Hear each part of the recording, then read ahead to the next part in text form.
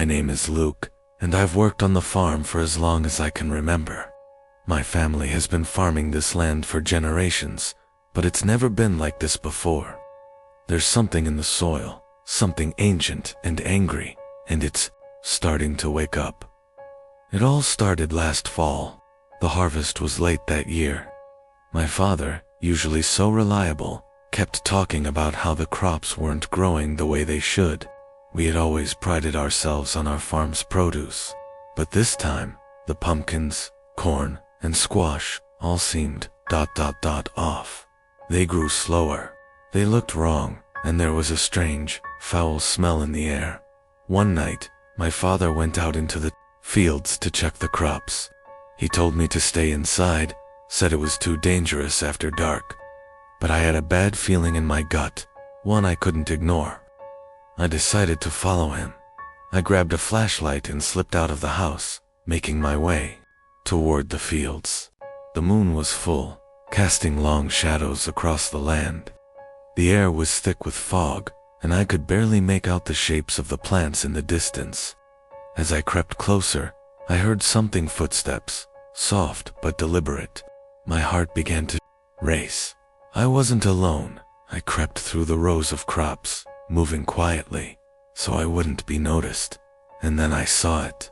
My father, standing frozen in the middle of the field, staring at something I couldn't see. His eyes were wide, his face pale, and his mouth hung open as if he were about to speak, but no words came out. I called his name, but he didn't respond. He just stood there, his body tense, as if waiting for something. And then I saw it, something tall, dark, and covered in tattered clothes. It was as though it was made entirely of shadows, a figure with long twisted limbs, and a face I couldn't quite make out. The figure moved toward my father, and the ground beneath it seemed to warp and twist. The earth trembled, and I could hear faint whispers carried on the wind. The figure reached out and touched my father's shoulder, and at that moment, I felt a coldness like nothing I had ever experienced before. It wasn't just the temperature, it was a feeling of death, of finality. I wanted to run, but my feet wouldn't move. I was paralyzed with fear, my eyes locked on the figure that now seemed to loom over my father. Then, as if in response to some unspoken command, the figure extended its hand toward me. My body screamed to flee, but I couldn't. I couldn't tear my gaze away. Suddenly, the figure let out a low, guttural growl, and my father collapsed to the ground, lifeless. His body lay in the field, surrounded by the cursed crops that had once been so full of life. I wanted to scream, to run to him, but I couldn't move. It was as if the earth itself was holding me in place. The figure turned toward me, its eyes glowing with an unnatural, greenish light. And then, in a voice that echoed in my mind, it spoke. "Harvest time is over." The ground beneath me shook violently, and the figure began to retreat, sinking back into the earth from which it came. I could hear the whispering voices growing louder, calling my name, pulling me toward the dark soil. With everything I had left, I broke free from the hold the land had on me. I ran faster than I ever had in my life, not daring to look back, not daring to stop. I didn't stop until I reached the safety of the house. The next morning, I tried to tell the authorities what had happened, but no one believed me. My father's body was found in the field, but there was no sign of the figure. They chalked it up to an accident. Perhaps he had collapsed from exhaustion, but I knew better. The crops were gone, withered and blackened overnight, and with them, the whispers faded. But every year, when the harvest comes, I can feel it, the presence of the harvest man, waiting, watching, and I know, deep down, that it's only a matter of time before the land calls again. My name is Ellie, and I grew up on a farm. There was always something magical about the land, something that made it feel like it was alive. But there was also a darkness hidden beneath the surface, a curse that my family never spoke of. It all started one summer when my father planted a new crop in the north field. We had never grown anything like it before. Strange-looking plants that seemed to grow faster than anything else on the farm. They looked like corn, but the stalks were thicker, the leaves darker, and the ears of the plants. They had a sinister, almost black hue to them. At first, my father was excited. "This is going to be a great harvest," he said. "It'll change everything for us." But something was wrong. Every time we tended to the crop, we noticed a strange energy in the air, a feeling that the land was watching us. The plants grew unnaturally tall, their leaves rustling even when there was no wind. At night, I could hear whispering from the field, faint and distant, but still clear enough to make my skin crawl. One evening, my father went into the field to check on the plants. He was always a hard worker, always sure of himself. But that night, I could see that something had changed in him. His face was pale, and his eyes were wide with fear. When he came back to the house, he didn't speak. He just stared at the ground, his hands trembling. "The crop. It's wrong," he whispered. That night, my father disappeared. We searched the entire farm, but there was no sign of him. It was as if the earth had swallowed him whole. I couldn't understand what had happened. It was like the land itself had taken him, just like it had taken so many others before him. Days passed, and the crop continued to grow, thriving in ways that defied logic. The black corn seemed to feed off the darkness, and the land around it became barren. The soil turned ashen, and even the air seemed to thicken with an unnatural weight. I began to notice changes in the animals as well. The chickens, the cows, even the dogs, none of them acted the same. They were aggressive, paranoid, and they wouldn't go near the north field. And one by one, they started to vanish. I had to get to the bottom of it. One night, I ventured out to the field alone. The moon was high, casting an eerie light over the crops. As I walked through the rows, the whispering began again, louder this time, more insistent. I followed the sound until I reached the heart of the field, where the largest and darkest plants grew. It was there that I saw him, my father, standing motionless in the center of the crop, his eyes glazed over, his skin pale and lifeless. He was part of the field now, his body entwined with the black stalks, as if he had been consumed by the very earth he had worked so hard to cultivate. I screamed, but my voice was drowned out by the whispers, which now seemed to come from everywhere, surrounding me. The crops began to sway, their dark leaves reaching out as if they were alive. I turned to run, but the earth beneath me cracked open, and I felt something cold and unyielding grab my ankle. I looked down to see a skeletal hand emerging from the soil, pulling me toward the ground. Panicking, I kicked and screamed, trying to free myself, but the hand only tightened its grip. And then, I heard the voice of my father, hollow and distant, calling my name from deep within the earth. "Ellie, come home." With one final, desperate effort, I managed to tear myself free, scrambling away from the cursed crop. I didn't stop running until I reached the farmhouse, where I collapsed in exhaustion. The next morning, the crop was gone. The field was empty, as if it had never been there at all. The land was peaceful once more, but I knew the truth. The cursed crop was not gone. It was just waiting, hidden beneath the earth, waiting for the next poor soul to stumble upon it. I left the farm shortly after that. I couldn't stay in a place so full of darkness, but sometimes, when I close my eyes, I can still hear the whispering from the field, and I know that the curse is still there, buried deep in the soil. My name is Sam, and I've lived on a farm my entire life. My family has owned this land for generations, and I thought I knew every inch of it. That was until I found the field that shouldn't exist. It started one evening after a long day of work. I had been clearing out some old storage sheds near the southern edge of the property when I noticed something strange. There was a stretch of land that seemed off. The earth here looked different, darker, like it had been untouched for years. The grass was sparse, and the soil appeared dry, almost lifeless. I'd never seen it before, despite living here for so long. It was as if the field had appeared overnight, a piece of land that wasn't part of the farm when I had last checked. I shrugged it off at first. Maybe I had just missed it, or maybe it had always been there, hidden from view by the thick trees that lined the edge of the farm. But something about it didn't feel right. The next day, curiosity got the better of me, and I decided to investigate. I grabbed a shovel and walked to the field, the sun beginning to set behind the hills. The air was thick, heavy with an oppressive stillness, as if the land itself was holding its breath. I stepped into the field, and immediately, the temperature seemed to drop. The air felt colder here, unnaturally cold. I shivered despite the warm weather, and I couldn't shake the feeling that I was being watched. I began digging in the dirt, hoping to find something that would explain the strange presence of this land. As I dug deeper, I hit something solid. My heart skipped a beat. I cleared away the dirt, revealing a large, flat stone.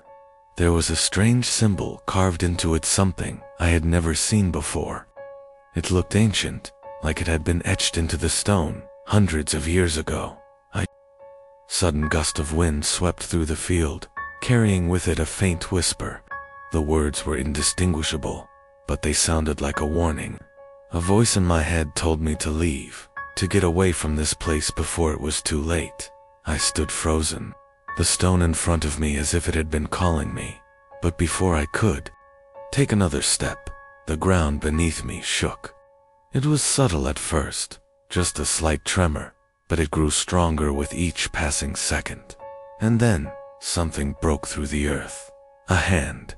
Cold, pale, and skeletal. It shot up from the ground, followed by another, and another. I stumbled back, my heart racing in my chest, as the earth seemed to give way.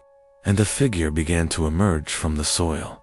The figure was tall and gaunt, its face hidden beneath a cloak of darkness. The air around it shimmered with a cold, unnatural energy, and I could feel the weight of its presence pressing down on me. I couldn't move, couldn't breathe. The thing was so close now, its form becoming clearer with each passing second. Its eyes glowed with an eerie, greenish light, and its lips parted to reveal sharp, jagged teeth. I knew I had to run, but my legs wouldn't obey me. It was as if the earth itself had bound me to the spot. The creature stepped closer, its hand reaching toward me, cold fingers brushing against my skin. I screamed, but no sound came out. The only thing I could hear was the low, echoing growl of something ancient, something that had been buried here for far too long. Suddenly the figure stopped, and I felt a wave of intense heat wash over me. I gasped for air, finally able to move again. Without thinking, I turned and bolted from the field, my heart pounding in my chest as I ran back toward the farmhouse. I didn't look back. The next morning, I gathered my things, packed up, and left. I've never been back to the farm since. The field that appeared out of nowhere, it's gone now. The stone is no longer there, and the land has returned to its original state. But I know what I saw. The field, the creature, it was real, and I have no doubt that it's still there, buried deep beneath the earth, waiting for someone to uncover its secrets again. My name is Jake, and I'll never forget the year I harvested more than just crops. It was a year like no other, a year where the fields that had once given life to the land turned against me. It was the end of summer, and the harvest season was upon us. The farm had been in my family for generations, passed down from father to son, and every year we would gather the crops and prepare for the long winter. But this year felt different. There was a tension in the air, something unsettling that I couldn't quite explain. The first sign came on the night of the harvest. The full moon hung high in the sky, casting an eerie light over the fields. As usual, My father and I worked late into the night, picking the last of the corn and storing it in the barn. But as we worked, we noticed something strange. The crops, which had always been plentiful, seemed to be withering faster than they should. The once ripe corn was shriveling, turning black as if something was draining the life out of it. My father muttered something under his breath and moved to inspect the crops further. But before he could get too close, a loud rustling came from the far end of the field. We both froze, our hearts racing. It wasn't the wind. It wasn't the usual sounds of the night. Something was out there. "Stay here," my father whispered, his voice tight with fear. "I'll check it out." But before he could move, the rustling grew louder, and then an unmistakable voice, low guttural growl, followed by the sound of something large moving through the crops. Without thinking, I grabbed a pitchfork from the barn and ran toward the noise. My father was nowhere to be seen, and the crops were moving as though something large and heavy was trampling through them. I shouted his name, but the only response was the growling. Getting closer and closer, as I neared the edge of the field, I saw it. A figure, tall and cloaked in shadows, standing motionless in the center of the field. It was unlike anything I had ever seen. Its skin was ashen and cracked, its eyes glowing a sickly green, and, in its hands, it held what looked like a sickle, its blade gleaming in the moonlight. I stood frozen in terror as the figure slowly turned to face me. Its mouth opened wide, revealing rows of jagged yellow teeth. It grinned at me, its voice a rasping hiss. "The harvest is mine," it said in a voice that was both human and something far darker. I couldn't move, couldn't speak. The creature stepped forward, dragging its sickle through the ground, and with each step, the crops seemed to wilt even faster. The field was dying, consumed by whatever this thing was. Suddenly, I heard my father's voice, weak and strained, calling from behind me. "Jake, get out of here." I turned to see him, bloodied and struggling to stand. The figure in the field turned its gaze toward him, and in that instant, I knew my father was not going to make it. I lunged forward, grabbing his arm and pulling him toward the barn. But the creature was faster. It moved with a terrifying speed, its sickle raised high, and before I could react, it struck. The sound of the sickle cutting through the air was followed by a sickening thud, and my father collapsed beside me, a deep gash across his chest. "Leave now, Jake," he gasped, his face pale. "Don't let it claim you too." With a final, desperate look, I ran. I ran for my life, leaving my father behind as the creature advanced on him, its sickle raised. I could hear him screaming as I sprinted toward the barn, but I didn't stop. I couldn't. The next morning, I went back to the field. My father was gone, and the crops were completely dead, rotting into the earth. The creature, whatever it was, had vanished, leaving nothing but the scorched earth in its wake. I've never been able to explain what happened that night. The farm has never been the same. The harvest is always a struggle now, and every year, the crops wither before they can fully grow. I've heard rumors, whispered stories, about the creature that claims the harvests, but I know the truth. It wasn't just a nightmare. It was real, and it's still out there, waiting for the next harvest. My name is Luke, and if I had known the truth about the barn, I would have never set foot on the land. But by the time I realized what was happening, it was already too late. I had recently moved to the countryside, hoping for a fresh start. The city had worn me down, and I needed peace. So, when I came across the small farm for sale, I thought it was the perfect escape. The old house was run down, but the land had potential. The barn on the property, however, was another story. The barn was massive, its wooden beams dark and decaying. It was a structure that hadn't seen much use in years, but the moment I saw it, something about it sent a chill down my spine. The door was ajar, and from where I stood, I could hear the faintest creaking sound, as though something or someone was moving inside. But when I approached, the barn was empty, or at least, that's what I thought. At night, strange things began to happen. The first time it happened, I dismissed it as my imagination. I woke to a strange sound coming from the barn, low, guttural noises that almost sounded like someone whispering. But when I went outside to investigate, the barn was silent, as still as the grave. Over the next few weeks, the noises grew louder. Sometimes I would hear footsteps. Other times it sounded like someone was dragging something heavy across the floor. Every time I checked, the barn was empty. But I couldn't shake the feeling that I was being watched. That something was hiding in the shadows, waiting for me to uncover its secret. One evening, I decided to take a closer look. The air was thick with tension as I approached the barn. I could feel my heart pounding in my chest, but I told myself it was just nerves. I pushed the door open, the hinges groaning in protest. The barn was dimly lit by the moonlight streaming through cracks in the walls, but I could see the shape of something large and hunched in the far corner. I froze. The creature, or whatever it was draped in shadows, but its outline was unmistakable. It had long, thin limbs that seemed to stretch unnaturally, and its head was low to the ground, as if it were sniffing the air, its eyes glowing faintly. In the dark, locked onto mine, and I felt a wave of dread wash over me. I tried to step back, but my feet wouldn't move. The creature let out a sound, something between a growl and a scream. It rose up, towering over me, its body contorting in ways that no human body ever could.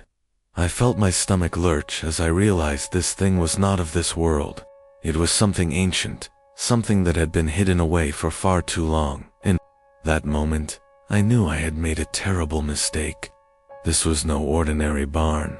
It had been a prison, a cage for whatever dark entity had been trapped inside, and now it was free. I turned and ran, but the barn seemed to stretch endlessly before me. No matter how fast I ran, I couldn't escape. The creature was right behind me, its claws scraping the ground, its breath hot on my neck. My mind raced as I tried to figure out how to get away, but the barn seemed like it would never end. I finally burst out the door and ran to the house, slamming the door behind me. But I wasn't safe. The creature was out there, and I knew it would never stop coming for me. The next morning I went back to the barn, but it was gone. The large hunched figure I had seen the night before was no longer there. Everything was still. It was as if the barn had returned to its quiet, unassuming state. But I knew better. I never went near the barn again.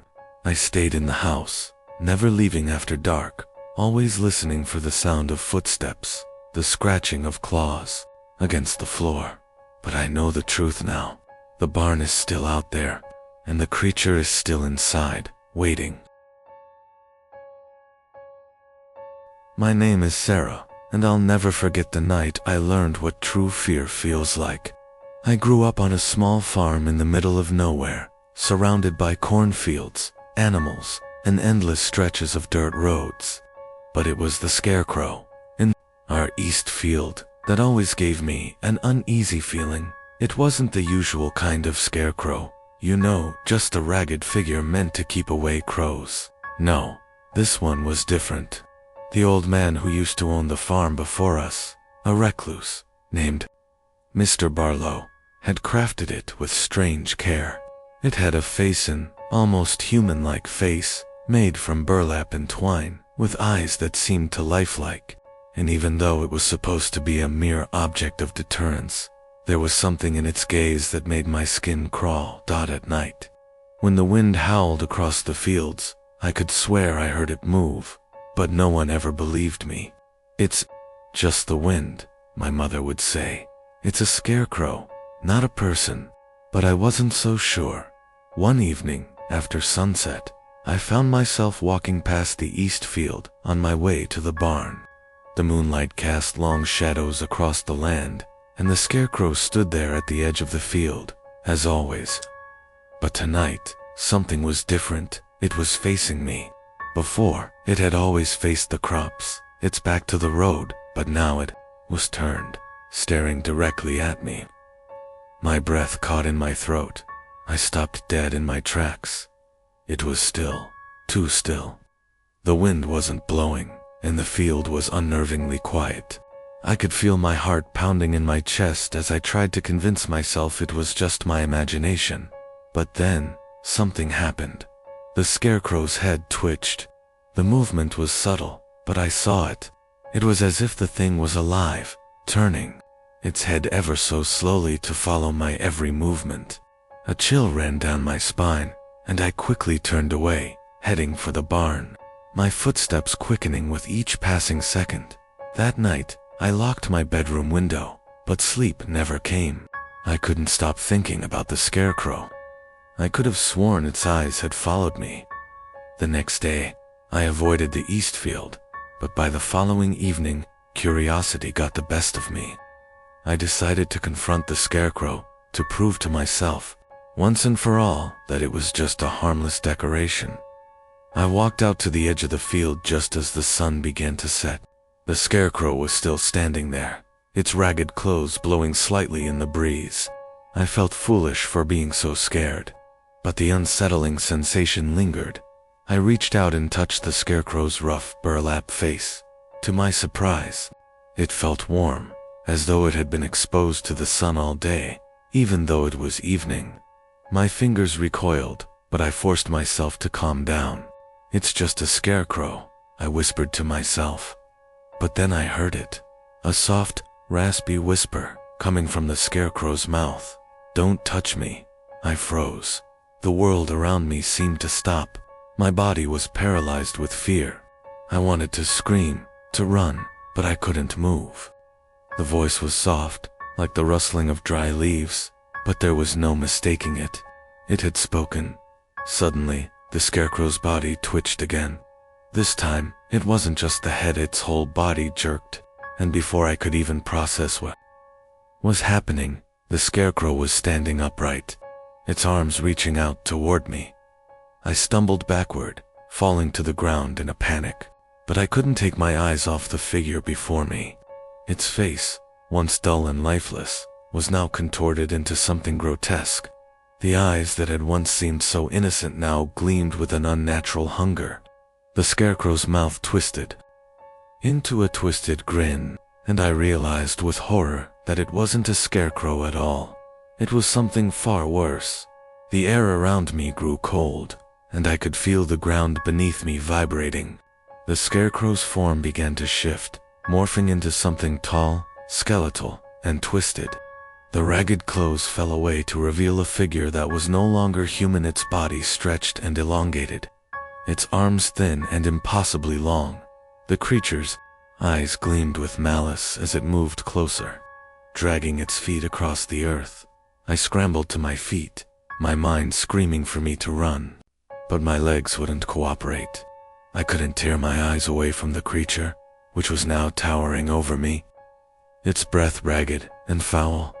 "You shouldn't have touched me," it hissed, its voice like 1,000 whispers. With one final scream, I managed to break free, running toward the house, my heart pounding in my chest. I didn't stop until I reached the safety of the barn, locking myself inside. I never went near the east field again. The scarecrow, whatever it had become, was still out there, and every now and then, when the moon is full, I can hear it whispering in the wind, its voice calling to me, reminding me of the night I touched it. My name is Dylan, and I should have listened to the old man, but I didn't, and now, the farm will haunt me for the rest of my life. I had always wanted to work on a farm. The idea of living off the land, waking up to the smell of fresh earth, seemed like the perfect life. When I found a job on the Holt family farm, I was eager to start, not knowing that I had stepped into a nightmare. The farm itself was vast, with acres of cornfields stretching as far as the eye could see. But there was something unsettling about it. Land felt heavy, like it carried a secret that it would never reveal. Old Man Holt, the farmer, was a quiet, weathered man. He rarely spoke, and when he did, his voice was raspy, as if he had been whispering secrets to the earth for years. The other workers were always nervous around him, but they never said why. I didn't think much of it at first, assuming it was just the way he was. One evening, after a long day of harvesting, Old Man Holt pulled me aside.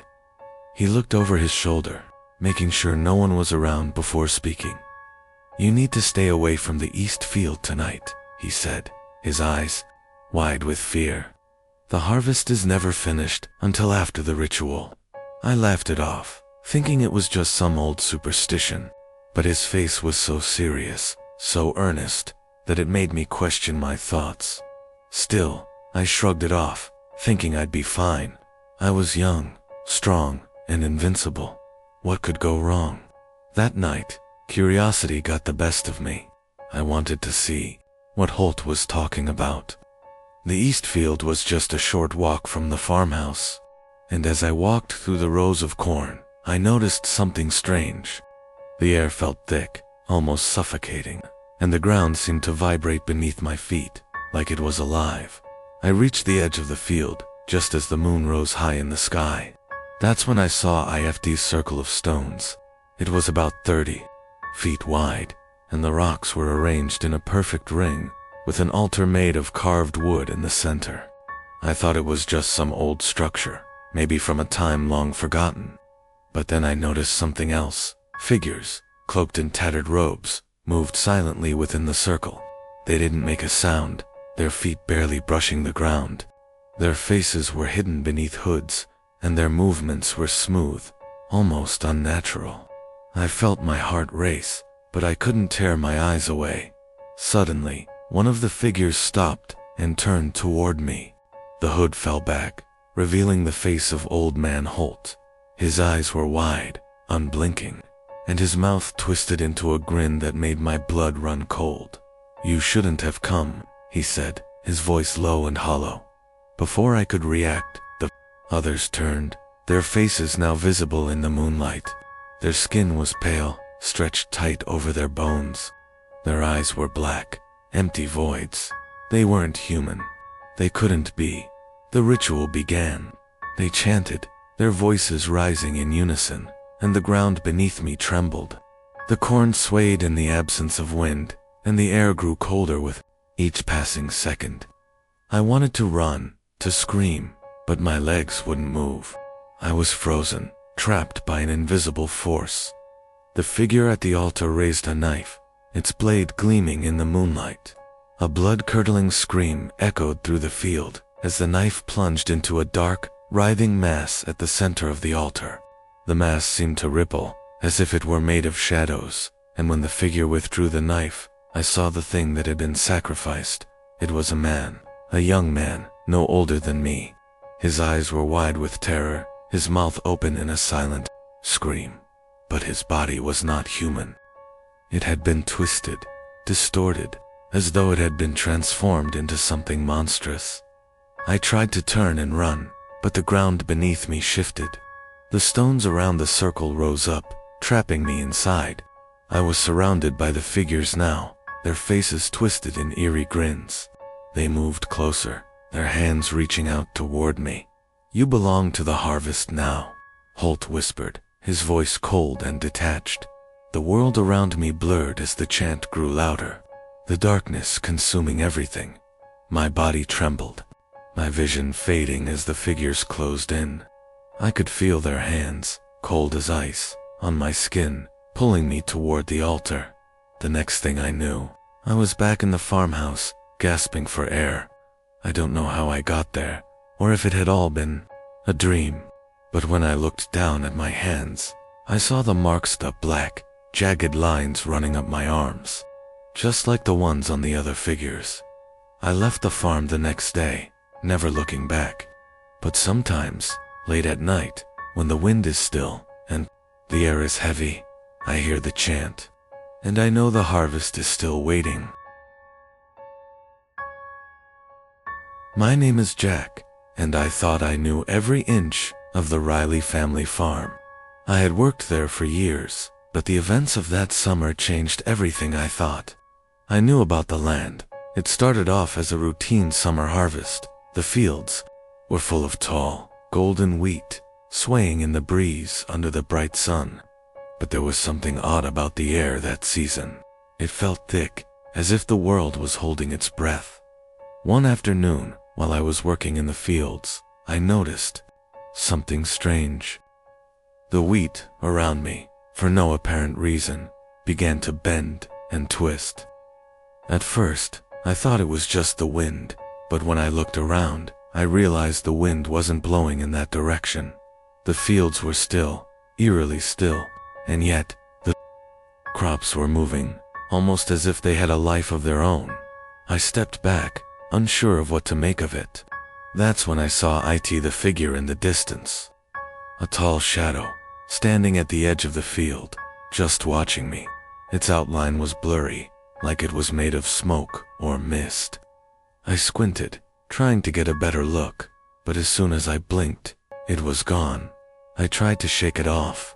It was probably just my imagination, I told myself. But the strange happenings only increased in the following days. The next morning, when I went out to the fields again, I noticed that the crops were bent in a pattern. It wasn't random. The wheat had been twisted in the shape of a circle. A perfect, unnatural circle. I walked closer to the center of the circle, my heart pounding in my chest. It felt wrong, like stepping into a place that wasn't meant for people. There was no wind, no reason for the crops to be bent this way. It was as if someone had arranged them with purpose. That night, the sounds started. The whispers, low, almost unintelligible voices that seemed to come from the fields. At first, I thought it was just the wind rustling through the crops, but the more I listened, the clearer it became. It wasn't the wind at all. It was something else. Something that didn't belong. The following evening, I ventured out into the fields, drawn by an unexplainable force. The whispers were louder now, more urgent, and as I walked deeper into the wheat, the air grew colder. I felt a chill crawl up my spine, and for the first time, I felt truly afraid. Then, out of the corner of my eye, I saw them, figures, standing at the edge of the field, just like the one I had seen earlier. But this time, there were more of them, dozens of them, their forms flickering like shadows in the twilight. I couldn't make out their features, but I could feel their eyes on me, watching, waiting. I tried to run, but my legs wouldn't move. I was frozen, rooted to the spot, as if the land itself had a hold on me. The whispers grew louder, and I could hear words now, though they made no sense. It was like a language I couldn't understand, but I could feel the weight of it pressing down on me. That's when I saw the circle again. The crops were twisting, bending, and forming the shape once more, this time larger, more pronounced. The figures were moving toward it, and I knew, in that moment, that something terrible was about to happen. I tried to scream, but no sound came out. The figures were closing in, their movements jerky and unnatural, like they were being controlled by something unseen. And then, in the center of the circle, I saw it a dark shape, an entity that wasn't human, its form shifting and writhing, as if it were made of the night itself. It spoke, its voice like 1,000 whispers, each one more chilling than the last. "You shouldn't have come here," it hissed. "The land claims what it desires." With that, everything went silent. The figures vanished, the whispers stopped, and the air returned to its usual stillness. I collapsed to the ground, gasping for breath, my heart pounding in my chest. The circle of wheat had disappeared, as if it had never been there. The next morning, I left the Riley farm for good. I couldn't explain what happened, but I knew one thing for certain: the fields, the land, had changed me. And whatever had been out there, whatever I had seen, was still there, waiting for the next person foolish enough to wander too close. My name is Anna, and it's been years since I left the farm. I still remember the barn, though, the one I was warned about. The one my grandfather always told me to stay away from. It was an old barn, built long before I was born. The wood was weathered, the roof sagging, but there was something about it that felt different. It wasn't just the eerie creaks it made at night, or the way the wind seemed to whisper through the cracks in the walls. There was a presence in that barn, a dark, oppressive energy that made you feel like you were being watched, even when you were alone. I was just a kid when I first noticed it. It was summer, and I had been playing with my brother, Mark, in the yard. We were running around when I saw him, the man in the barn. I didn't know who he was, but I remember seeing him through the cracks in the barn's rotting walls. He was tall, wearing a wide-brimmed hat that shadowed his face. He didn't move. He just stood there, watching. "Mark," I whispered, "there's someone in the barn." He looked at me, confused. "There's no one there, Anna. It's just an old building." But I knew what I saw. My heart pounded in my chest, and the hairs on the back of my neck stood up. The man was still there, and I could feel his eyes on me, even from that distance. That night, as I lay in bed, I heard it again, the whispering. At first, I thought it was the wind, but then I realized it was coming from the barn. Faint, low voices, murmuring something I couldn't understand. I tried to ignore it, but the more I tried to sleep, the louder the voices became. I could feel the cold, dark energy creeping in, pulling at my thoughts. The next morning, I went to my grandfather. He was an old man, and I had always trusted him. But when I told him about the figure in the barn and the whispers, his face turned pale. "You shouldn't be going near that barn," he said, his voice shaking. "It's cursed. The land it stands on, it's not meant to be touched." I didn't understand what he meant. My grandfather wasn't one to tell stories. He had never spoken about the barn before, but now I could see the fear in his eyes. Years passed, and I pushed the memory of the barn to the back of my mind. But then, one winter, I returned home to visit my family. I was an adult now, no longer the little girl who had once been terrified of the barn. But something was different. When I arrived at the farm, I couldn't shake the feeling that something was wrong. I visited the barn again, despite my grandfather's warnings. The door creaked as I pushed it open, and I stepped inside. The air was cold and stale, and the dust in the air made it hard to breathe. But I was determined to face whatever had haunted me all those years. As I walked deeper into the barn, I saw something I hadn't noticed before: old symbols carved into the walls. They looked like they had been scratched by nails, crude and jagged. My heart raced as I realized they were marking symbols of protection, maybe trying to keep something in. Then I heard it, a voice, deep and distorted, echoing through the barn. It was a language I didn't recognize, but it felt ancient, filled with malice. The temperature dropped, and I could see my breath fogging in front of me. The air was thick with a presence that made it hard to breathe. The door slammed shut behind me, trapping me inside. I turned around to see the man. He was no longer just a figure in the shadows. He was standing in front of me, his face now visible. His skin was pale, stretched tight over his skull, his eyes wide and unblinking. He smiled, revealing jagged teeth, and took a step forward. "You shouldn't have come back," he hissed. "Now, you're part of the curse." I ran. I don't remember how I got out of the barn, but I remember the sound of my heart pounding in my ears. I didn't look back until I was far away from the barn, but when I did, I saw him standing in the doorway, watching me, his grin growing wider. The farm was never the same after that. I left soon after, and I haven't been back since. The barn still stands, a dark silhouette against the horizon, its whispers still calling out to those who dare to listen. My name is Thomas, and I've worked on the Parker family farm for as long as I can remember. What happened one fall season, though, still haunts me to this day. It all started when we began preparing for the harvest. The farm had been in the family for generations, and every year, It was the same routine. But that year, something felt off. The crops were growing well, but there was a strange chill in the air, even though it was still warm for October. It was as if the land was unsettled. The first sign that something was wrong came during the night. I was out in the fields, checking the crops after sunset, when I heard a faint, high-pitched sound coming from the cornfield. At first, I thought it was an animal, but then, it happened again. The sound was like a whispering, almost too soft to hear, but unmistakable. I brushed it off as the wind. But the next morning, things got stranger.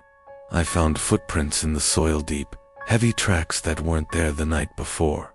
They led into the cornfield, but when I followed them, I couldn't find where they ended. The soil was soft, and I could still see the indentation of the footprints, but they seemed to vanish into thin air after a few steps. I tried to tell Mr. Parker, the owner of the farm, but he just laughed it off. "Old farm superstitions," he said. "Nothing to worry about."